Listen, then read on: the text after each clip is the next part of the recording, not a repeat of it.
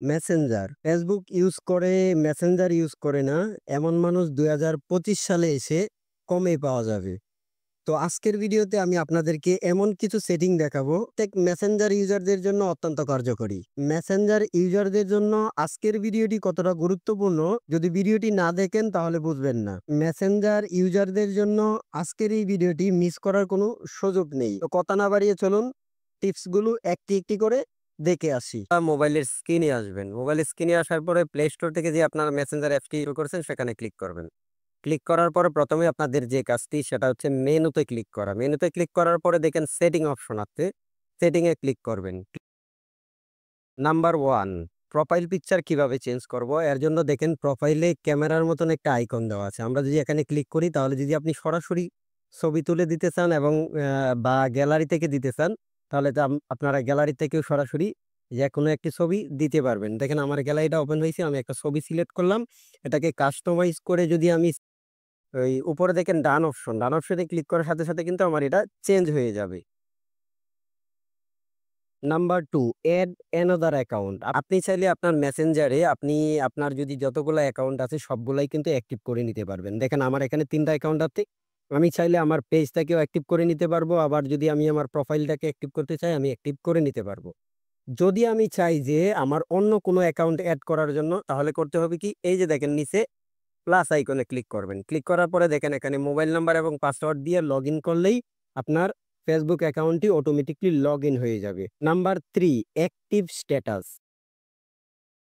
Active status হচ্ছে আপনি আপনার ফোনে আপনি যদি অ্যাক্টিভ থাকেন, আপনার বন্ধু বান্ধব বা আত্মীয় স্বজন আপনাকে সবাই দেখতে পারতেছে যে আপনি অ্যাক্টিভ আছেন। সেটা যদি তাদেরকে যদি আপনি দেখান যে আপনি অ্যাক্টিভ আছেন অথচ কেউ আপনারে দেখতে পারবো না, সেটা যদি আপনি করতে চান তাহলে এখানে দেখেন আমার এখানে এই সকল ফ্রেন্ডগুলো অ্যাক্টিভ আছে। তো আমারও কিন্তু এভাবে টিক দেখাচ্ছে। আপনি যদি চান এই অ্যাক্টিভ স্ট্যাটাসটি অফ করে রাখতে চান তাহলে অফ করে রাখতে পারবেন, আপনারে কেউ শো করবে না। কিন্তু আপনি অনলাইনে শো করবে না যে আপনি অনলাইনে আছেন, কিন্তু আপনারা কিন্তু আপনি কিন্তু অনলাইনে কাজ করতে পারবেন। এখন দেখেন এখানে ক্লিক করার পর এখানে শো করছে আনটিল চেঞ্জ ইট পর ১ ঘন্টা, ৮ ঘন্টা, হ্যাঁ?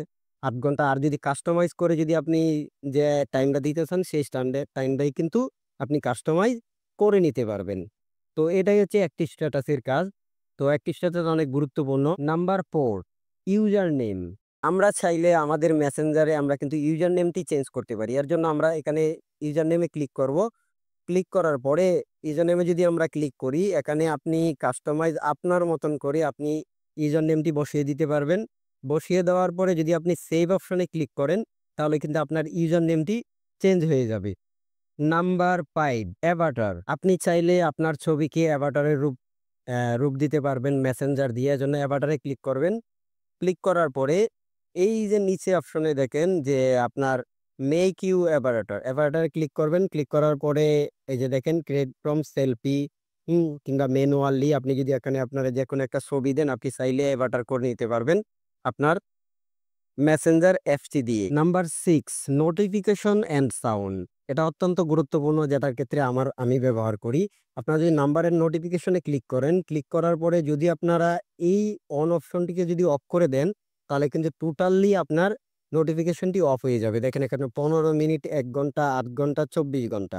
আপনি যেখানে ক্লিক করবেন সেখানেই কিন্তু আপনার যদি ১ ঘন্টা হয় বা ৮ ঘন্টা হয় আপনি ক্লিক করার সাথে সাথে ৮ ঘন্টার মধ্যে আপনি মেসেঞ্জারে কোনো নোটিফিকেশন পাবেন না। দেখেন আমি ক্লিক করলাম এখানে 12টা 2 কিন্তু আমার নোটিফিকেশনটা অটোমেটিকলি চালু হয়ে যাবে। আবার নিচে দেখেন অনেকগুলা দেয়া আছে, আপনারা চাইলে এভাবে কাস্টমাইজ করে যেটা লাগে সেটা করে নিতে পারবেন।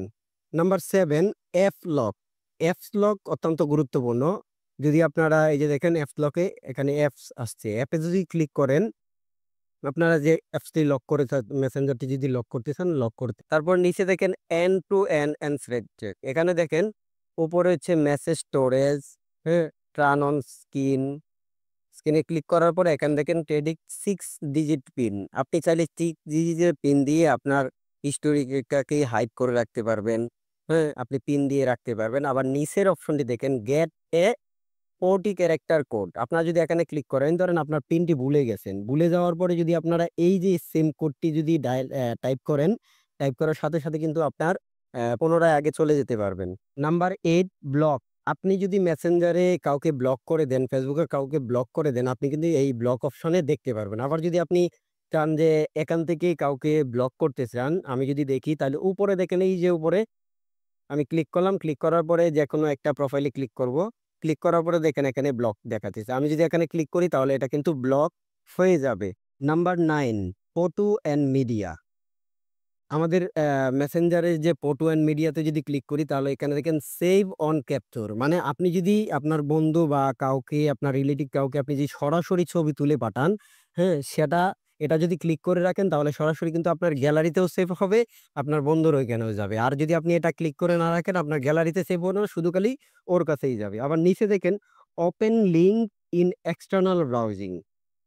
আপনারা যদি এখানে ক্লিক করে রাখেন তাহলে যদি আপনারা কেউ যদি লিঙ্ক শেয়ার করে, আপনি যদি লিঙ্কে প্রবেশ করেন শুধুমাত্র লিঙ্কটাতেই প্রবেশ করা যাবে। Number 10 chat hand. আমরা যখন মেসেঞ্জারে চ্যাট করি তখন দেখবেন ভুল আকারে এরকম ভাবে আমাদের এখানে কোনায় শো করে। আমরা চাইলে ওখানে ক্লিক করে কিন্তু আমরা সহজেই চ্যাট করতে পারি। তো আজকের টিপসটি কেমন লাগছে সবার কাছে কমেন্টে জানিয়ে দিবেন। ভিডিওটি যদি ভালো লেগে থাকে তাহলে অবশ্যই শেয়ার করে দিবেন। দেখা হচ্ছে পরবর্তী কোনো টিউটোরিয়ালে। সবাই ভালো থাকবেন, সুস্থ থাকবেন। আসসালামু আলাইকুম ওয়া রাহমাতুল্লাহি ওয়া বারাকাতুহু।